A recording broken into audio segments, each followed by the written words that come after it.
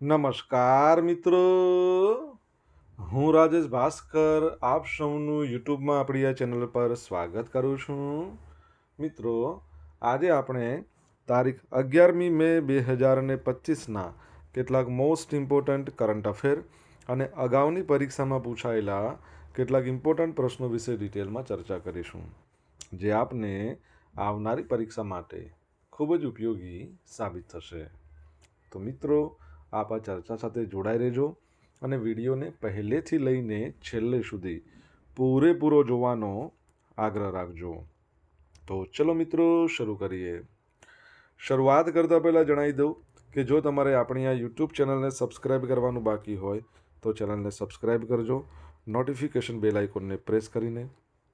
અને જો તમને વિડીયો પસંદ આવે તો વિડીયોને લાઈક કરજો.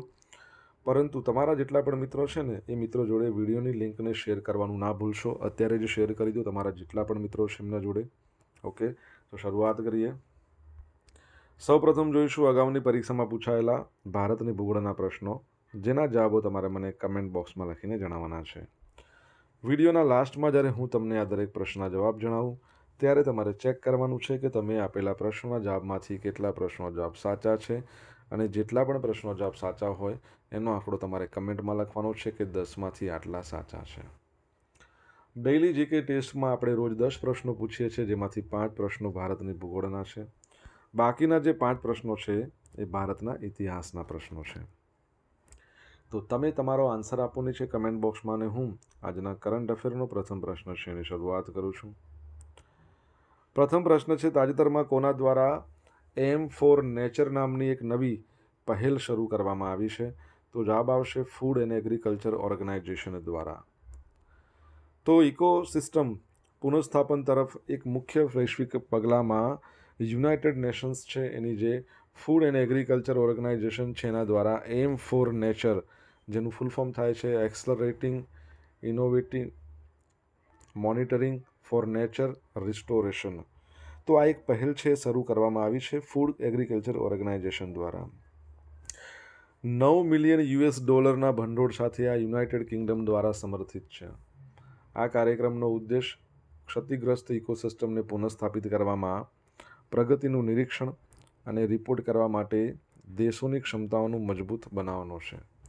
યુકે સરકાર તરફથી ભંડોળ અને 2025થી 2028ની જે લક્ષિત સમયરેખા છે સાથે આ પહેલ ગ્લોબલ બાયોડાયવર્સિટી ફ્રેમવર્ક, એનો લક્ષ્ય 2 છે એના સાથે સુસંગત છે, જે 2030 સુધીમાં ઓછામાં ઓછા 30% અધોગતિ પામેલા ઇકોસિસ્ટમને પુનઃસ્થાપિત કરવાનો પ્રયાસ કરે છે. ઓકે, ફૂડ એગ્રીકલ્ચર ઓર્ગેનાઇઝેશનની જો આપણે વાત કરીએ તો 1945માં એની સ્થાપના થઈ અને એનું હેડક્વાર્ટર આવેલું છે ઇટાલીના રોમમાં. તમારા માટે પ્રશ્ન એ છે, એના ડિરેક્ટર જનરલનું નામ શું છે? આન્સર આવડતો હોય તો કમેન્ટ બોક્સમાં લખીને જણાવો. ભારતમાં દર વર્ષે નેશનલ ટેકનોલોજી દિવસ ક્યારે મનાવવામાં આવે છે? તો જવાબ આવશે કે 11મી મે, એટલે કે આજનો દિવસ. તો વિજ્ઞાન અને ટેકનોલોજી સાથે સંકળાયેલા વૈજ્ઞાનિકો, સંશોધકો, એન્જિનિયરો અને અન્ય તમામ લોકોની સિદ્ધિઓની યાદમાં દર વર્ષે 11મી મેના રોજ ભારતમાં નેશનલ ટેકનોલોજી ડે ઉજવવામાં આવે છે. સૌપ્રથમ 1999માં આ દિવસ મનાવવામાં આવ્યો હતો. 1998માં 11મી મેના રોજ ભારતે રાજસ્થાનમાં ભારતીય સૈન્યની પોખરણ પરીક્ષણ શ્રેણીમાં શક્તિ-1 પરમાણુ મિસાઇલનું સફળતાપૂર્વક પરીક્ષણ કર્યું હતું. આ ઓપરેશનને શક્તિ-1 નામ અથવા તો પોખરણ-2 કહેવાતું હતું. ડૉક્ટર એપીજે અબ્દુલ કલામના નેતૃત્વ હેઠળ આ ઓપરેશન કરવામાં આવ્યું હતું. પરીક્ષણ પછી ભારત એક પરમાણુ રાષ્ટ્ર બની ગયો છે. વિશ્વના રાષ્ટ્રોમાં પરમાણુ ક્લબમાં જોડાનાર 6થો દેશ બને છે. 1974માં આની પહેલાં એક ન્યુક્લિયર ટેસ્ટ કરવામાં આવ્યો હતો, જેનું કોડનેમ હતું સ્માઇલિંગ બુદ્ધા. એ વખતે ઇન્દિરા ગાંધીની સરકાર હતી. 1998ની અંદર અટલ બિહારી વાજપેયીની સરકાર હતી. આ વર્ષની થીમ છે એમ્પાવરિંગ અ સસ્ટેનેબલ ટુમોરો થ્રુ ઇનોવેશન. બરાબર છે, આની થીમ છે. તમને ખબર છે, અમેરિકાએ જાપાનના 2 શહેરો પર પરમાણુ બોમ્બ ફેંક્યા હતા, હિરોશિમા અને નાગાસાકી. તમારે કહેવાનું છે કે હિરોશિમા પર 6ઠી ઓગસ્ટના રોજ જે પરમાણુ બોમ્બ ફેંકવામાં આવ્યો હતો એનું નામ હતું લિટલ બોય. તો 9મી ઓગસ્ટના રોજ નાગાસાકી પર જે બોમ્બ ફેંકવામાં આવ્યો હતો એનું નામ શું હતું? આન્સર આવડે તો કમેન્ટ બોક્સમાં લખીને જણાવો. મધર્સ ડે મે મહિનાનો બીજો રવિવાર, તો દર વર્ષે મે મહિનાનો બીજો રવિવાર છે અને મધર્સ ડે તરીકે ઉજવવામાં આવે છે. આ વખતે આ 11મી તારીખે આવે છે, એટલે કે આજે છે. મધર્સ ડે છે એ દિવસ છે જે માતૃત્વની ઉજવણીને ચિહ્નિત કરે છે. એવું માનવામાં આવે છે કે મધર્સ ડે પ્રથમ વખત અમેરિકામાં વર્ષ 1908માં ઉજવવામાં આવ્યો હતો, જ્યારે અન્ના જાર્વિસ નામની મહિલા એમણે વેસ્ટ વર્જિનિયાના ગ્રાફ્ટનમાં સેન્ટ એન્ડ્રુના મેથોડિસ્ટ ચર્ચમાં તેની માતાનું સ્મારક રાખ્યું હતું. અહીંયા તમને ખબર પડી ગઈ મધર્સ ડે મે મહિનાનો બીજો રવિવાર. તો ફાધર્સ ડે ક્યારે મનાવવામાં આવે છે તમારે જણાવવાનું છે. શું જણાવવાનું છે? ફાધર્સ ડે ક્યારે મનાવવામાં આવે છે. રાષ્ટ્રપતિ દ્રૌપદી મુર્મુ એમણે નવી દિલ્હીમાં પ્રથમ રાષ્ટ્રીય મધ્યસ્થી પરિષદનું ઉદ્ઘાટન કર્યું. તો શ્રીમતી દ્રૌપદી મુર્મુ જેઓ આપણા 15મા નંબરના રાષ્ટ્રપતિ છે ભારતના, તો નવી દિલ્હીમાં મધ્યસ્થી સંગઠનના ઉદ્ઘાટન પ્રસંગે હાજરી આપી અને પ્રથમ રાષ્ટ્રીય મધ્યસ્થી પરિષદ છે એને સંબોધિત પણ કર્યું. આ કાર્યક્રમનું આયોજન એટર્ની જનરલ કાર્યાલય દ્વારા કાયદા અને ન્યાય મંત્રાલયના સહયોગથી કરવામાં આવ્યું હતું. કાયદા અને ન્યાય મંત્રાલયના મંત્રી છે, બરાબર છે, અર્જુન રામ મેઘવાલ, અને આપણા એટર્ની જનરલ છે આર વેંકટરામણી. ભારતના બંધારણના અનુચ્છેદ 76માં એટર્ની જનરલનું પદ દર્શાવ્યું છે. આ કાર્યક્રમનો હેતુ કોર્ટમાં પેન્ડિંગ કેસોની સંખ્યા ઘટાડવા માટે અરજદારોને મધ્યસ્થ પ્રક્રિયાને અનુસરવા માટે પ્રોત્સાહિત કરવાનો છે. બરાબર છે, તો એ યાદ રાખજો. ઓકે, ચલો, તમારા માટે એક પ્રશ્ન છે. તમને ખબર છે આપણા નવા CGI બન્યા છે, શું નામ છે એમનું? 52મા નંબરના છે. સોશિયલ મીડિયા મિત્રો, તમને વિડીયો પસંદ આવ્યો હોય, ભણવાની મજા આવી હોય તો વિડીયોને લાઇક કરો, તમારા મિત્રો જોડે વિડીયોની લિંકને શેર કરો. આપણી બંને યુટ્યુબ ચેનલ રાજેશ ભાસ્કર 2ને સબસ્ક્રાઈબ કરો, નોટિફિકેશન બેલ આઇકોનને પ્રેસ કરીને. જો તમને ભણવાની મજા આવી હોય તો વિડીયોને લાઇક કરો, તમારા મિત્રો જોડે વિડીયોની લિંકને શેર કરો. તમારે ડેલી કરંટ અફેરની PDF જોઈતી હોય ને રોજ બિલકુલ ફ્રી, તો ટેલિગ્રામ ચેનલને જોઈન કરવાની આપણી લિંક વિડીયોની ડિસ્ક્રિપ્શનમાં આપી છે. તમને અહીંયા PDF મળશે, સાથે સાથે રોજ પોલ્સ રમવા મળશે. કયા દેશ દ્વારા ડાન્સ ઓફ હિલરી નામનો ખતરનાક વાયરસ એક ફાઇલમાં મૂકીને સોશિયલ મીડિયા પર ફેલાવવામાં આવી રહ્યો છે? તો તમને ખબર છે એક જ હોય, કોણ છે? નાપાક દીકરો પાકિસ્તાન. તો પાકિસ્તાન દ્વારા ડાન્સ ઓફ હિલરી નામનો ખતરનાક વાયરસ એક ફાઇલમાં મૂકીને સોશિયલ મીડિયા પર ફેલાવવામાં આવી રહ્યો છે. ડાન્સ ઓફ હિલરી એ નામનો virus WhatsApp, Facebook, email, Telegram આવી જે લોકપ્રિય પ્લેટફોર્મ છે એના દ્વારા ફેલાઈ રહ્યો છે. એક હાનિકારક વિડીયો અથવા તો દસ્તાવેજના વેશમાં આ માલવેર ખોલ્યા પછી સંવેદનશીલ વ્યક્તિ અને બેન્કિંગ વિગતો ચોરી કરવાનો, એટલે કે આપણી બેન્કિંગ ડિટેલ ચોરી લે. બરાબર છે, વ્યક્તિગત ડિટેલ ચોરી લે.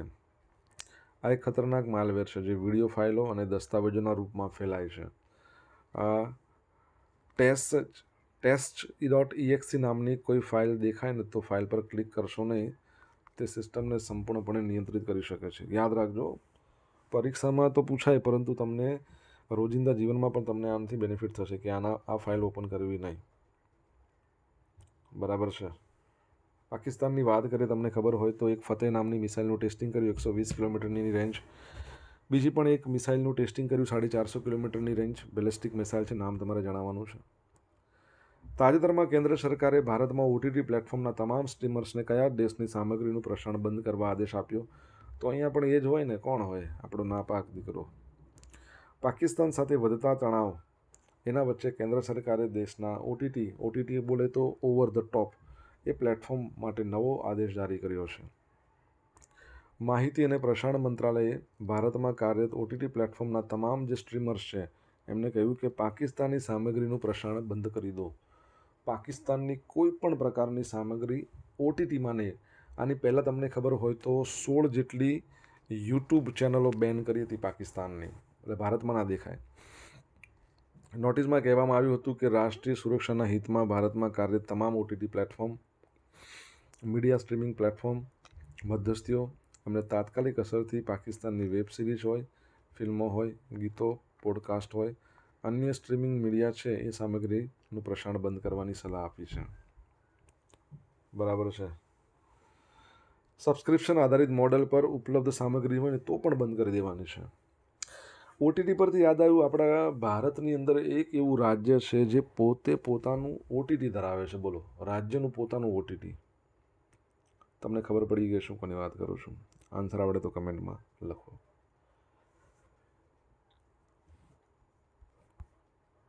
ગુજરાતમાં 15મી મે સુધી ડ્રોન આતશબાજી પર પ્રતિબંધ. ઓપરેશન સિંદૂર બાદ ગુજરાત સરકાર દ્વારા આગામી 15મી મે સુધી કોઈપણ કાર્યક્રમમાં ડ્રોન ઉડાડવા, ફટાકડા ફોડવા પર પ્રતિબંધ મૂકવામાં આવ્યો છે. અને સરકારે કહ્યું છે કે ગાઈડલાઇનનું પાલન કરો, સહકાર આપો એવી અપીલ કરી છે. ભારત પાકિસ્તાનમાં ચાલી રહેલા તણાવની જે પરિસ્થિતિ છે એને જોતા બનાસકાંઠા, પાટણ સહિત સરહદી વિસ્તારમાં હાઈ એલર્ટ કરવામાં આવ્યું છે. ડ્રોનની વાત કરીએ. ડ્રોન માટેનો આંતરરાષ્ટ્રીય દિવસ તમને ખબર હોય તો ગયા શનિવારે હતો. મે મહિનાનો પહેલો શનિવાર. ભારતનું પ્રથમ પેસેન્જર ડ્રોન, એનું નામ તમારે કહેવાનું છે. ભારતનું પ્રથમ 5G ડ્રોન સ્કાય હોક, બરાબર છે. મેઘાલયમાં ડ્રોન ડિલિવરી હબ બનશે. તમિલનાડુની અંદર ડ્રોન ટેસ્ટિંગ સેન્ટર, કચ્છની અંદર ડ્રોનથી શું મોકલવાનું, ટપાલ મોકલવાનું પરીક્ષણ કરવામાં આવ્યું હતું, બરાબર છે. તો આ બધી, અને ભારત MK9B નામના ડ્રોન લેશે. કોની જોડેથી? અમેરિકા જોડેથી. સોશિયલ મીડિયાના માધ્યમથી મારી જોડે તમે કનેક્ટ રહી શકો છો. મારી ઇન્સ્ટા આઈડી છે rajesh.i.bhaskar. મારું ફેસબુક આઈડી છે RI ભાસ્કર, બરાબર છે. મારું ટેલિગ્રામ આઈડી છે રાજેશ ભાસ્કર, જ્યાં ડેલી કરંટ અફેરના PDF તમને મળશે, પોલ્સ પણ રમવા મળશે. જો તમને ભણવાની મજા આવી હોય તો વિડીયોને એક લાઇક કરી દો. તમારા મિત્રો જોડે વિડીયોની લિંકને શેર કરો. ચેનલ સબસ્ક્રાઈબ કરવાનું બાકી હોય તો સબસ્ક્રાઈબ કરી લો, નોટિફિકેશન બેલ આઇકોનને પ્રેસ કરીને. તાજેતરમાં કોણે 2025માં 4 પુલિત્ઝર પુરસ્કાર જીત્યા હતા? તો જવાબ આવશે ધ ન્યૂયોર્ક ટાઈમ્સ. પરીક્ષાની દ્રષ્ટિએ આ બહુ સરસ અગત્યનો પૂછાયેલો પ્રશ્ન છે. તો પત્રકારત્વ અને કલા ક્ષેત્રના સૌથી પ્રતિષ્ઠિત પુરસ્કારોમાંનું એક છે પુલિત્ઝર પુરસ્કાર. એની જાહેરાત થઈ ગઈ છે. પુલિત્ઝર પુરસ્કાર બોર્ડ છે ને એના દ્વારા. 2025માં ધ ન્યૂયોર્ક ટાઈમ્સ એણે 4 પુલિત્ઝર પુરસ્કાર જીત્યા. જો જેટલા પણ પુરસ્કાર જીતવામાં આવે છે, મેળવવામાં જ આવે છે, બધા આપણે જોઈ લઈએ ફટાફટ. તો જાહેર સેવામાં કવિતા સુરાના, લીઝી પ્રેશર, કિસાન્ડ્રો જાર્મિલો અને સ્ટેસી ક્રિનિટ્સ. બ્રેકિંગ ન્યૂઝ રિપોર્ટિંગમાં વોશિંગ્ટન પોસ્ટ સ્ટાફ. તપાસ અહેવાલ રોયટર સ્ટાફ. કોણ છે? Fentanyl express. સમજૂતી અહેવાલ આઝમ અહેમદ, ક્રિસ્ટિના ગોલ્ડવોમ અને મેથ્યુ વેકિંગ્સ. સ્થાનિક reporting Alissa Zhu, Nick Thieme, જેનિસા ગેલાગર. બાલ્ટીમોર બેનર અને ન્યૂયોર્ક ટાઈમ્સ. અહીંયા પણ ન્યૂયોર્ક ટાઈમ્સ, અહીંયા પણ ન્યૂયોર્ક ટાઈમ્સ. રાષ્ટ્રીય અહેવાલ the Wall Street Journal staff. Elon મસ્કની તપાસ માટે પરીક્ષામાં પૂછાઈ શકે છે.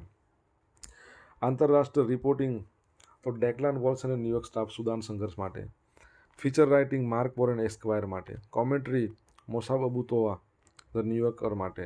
ટીકા એલેક્ઝાન્ડર લેંગ બ્લુમબર્ગ સિટીઝ માટે. પછી છે સંપાદકીય લેખન રાજ માકડ અને ટીમ હ્યુસ્ટન ક્રોનિકલ. સચિત્ર રિપોર્ટિંગ કરતું હોય તો એ કોણ છે? Ann Telnaes, Washington Post. એના માટે એમને પુરસ્કાર મળ્યો છે. બ્રેકિંગ ન્યૂઝ ફોટોગ્રાફીમાં ડગ મિલ્સ, ન્યૂયોર્ક ટાઈમ્સ. ટ્રમ્પની હત્યાનો જે પ્રયાસ કરવામાં આવ્યો હતો એની ફોટોગ્રાફી. ફીચર ફોટોગ્રાફીની વાત કરીએ તો માયસેસ સામને, એટલે કે ધ ન્યૂયોર્કર સિરિયા જેલ માટે. Audio reporting the New York staff in the dark podcast હતું, બરાબર. એના માટે યાદ રાખજો. તમને ખબર છે ભારતમાંથી પ્રથમ એવા વ્યક્તિ જેમને પુલિત્ઝર પુરસ્કાર મળ્યો 1937માં. નામ તમારે કહેવાનું છે, કમેન્ટ બોક્સમાં લખીને જણાવો. મિત્રો, ગાઝિયાબાદ નગર નિગમે દેશના પ્રથમ પ્રમાણિત ગ્રીન મ્યુનિસિપલ બોન્ડ જારી કર્યા છે. અત્યાધુનિક પાણી રિસાયકલિંગ સુવિધાને ભંડોળ અપાવો, યાદ રાખજો. સ્વચ્છ ભારત મિશન શહેરી હેઠળ અદ્યતન તૃતીય સુએજ ટ્રીટમેન્ટ પ્લાન્ટ સ્થાપિત કરવામાં આવ્યો છે. માટે 150 કરોડ રૂપિયા એકત્રિત કરીને ગાઝિયાબાદ નગર નિગમે પ્રમાણિત ગ્રીન મ્યુનિસિપલ બોન્ડ જાહેર કરનાર છે. આવા જાહેર કરનાર ભારતની પ્રથમ શહેરી સ્થાનિક સંસ્થા બની ગઈ છે. તમને ખબર છે સ્વચ્છતા સર્વેક્ષણમાં ગયા વર્ષે 2 શહેરો નંબર 1 પર હતા. તમને નામ આવડતું હોય તો કમેન્ટ બોક્સમાં લખીને જણાવો. હવે જોઈશું અગાઉની પરીક્ષામાં પૂછાયેલા ભારતની ભૂગોળના પ્રશ્નો. પહેલો પ્રશ્ન, વર્તમાન પત્રમાં વપરાતો કાગળ મધ્યપ્રદેશમાં ક્યાં બને છે? મધ્યપ્રદેશમાં તો બને જ છે, પણ ત્યાં ક્યાં? તો નેપાનનગર. નીચેનામાંથી કયો પ્રદેશ 5 નદીઓનો પ્રદેશ કહેવાય છે? પંજાબ. ભારતના પ્રમાણ સમય રેખા કે જે અલ્હાબાદની નજીકથી પસાર થાય છે તેનો સમય સમગ્ર પ્રમાણ સમય માનવામાં આવે છે. બરાબર છે. શું આવશે? 82.5 પૂર્વ રેખાંશ. ગોવા રાજ્યમાં કઈ ભાષા બોલાય? કોંકણી. સીમાંત ખેડાત હેઠળ જમીન કેટલી ધરાવે છે? ઓકે, તો જવાબ શું આવશે? 1 હેક્ટરથી ઓછી.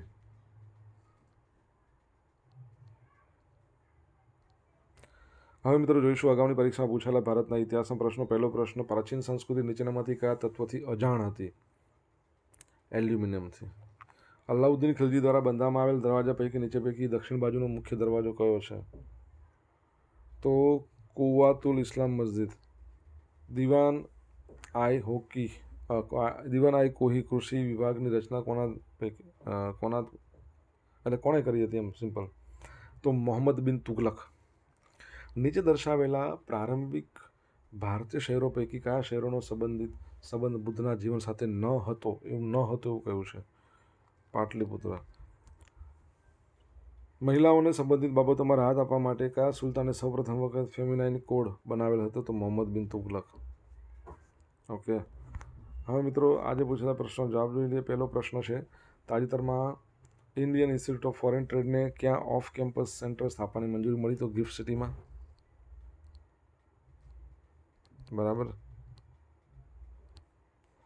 ત્યારબાદનો સેકન્ડ પ્રશ્ન છે, યુનાઇટેડ નેશન્સ એન્વાયરમેન્ટ પ્રોગ્રામ માનવ વિકાસ અહેવાલ અનુસાર 2023માં એસડીએમાં ભારતનો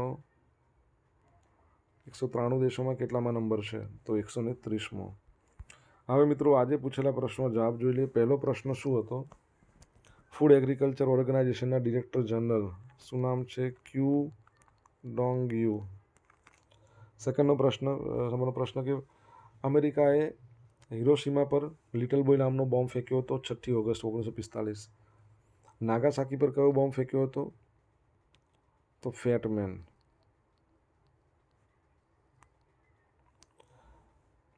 ઓકે, ત્રીજા નંબરનો પ્રશ્ન શું હતો? ફાધર્સ ડે ક્યારે મનાવવામાં આવે છે? જૂનના ત્રીજા સન્ડે. ચોથા નંબરનો પ્રશ્ન, નવા CGI 52માં નંબરના, એ તો તમને મેં કીધું હતું. ઓકે, હા, CGI 52 નંબરના ભૂષણ આર ગવાઈ. બરાબર છે. અરે ડૉક્ટર ક્યાં લગાવું છું? પાંચમા નંબરનો પ્રશ્ન, આગળ જજ લગાવવાનું કે પેલું પાકિસ્તાને રિસન્ટલી એક બેલિસ્ટિક મિસાઇલનું પરીક્ષણ કર્યું, નામ આપ્યું અબ્દાલ. 450 કિલોમીટરની રેન્જ છે. છઠ્ઠો પ્રશ્ન હતો, કેરળ રાજ્ય છે એને પોતાનું OTT છે.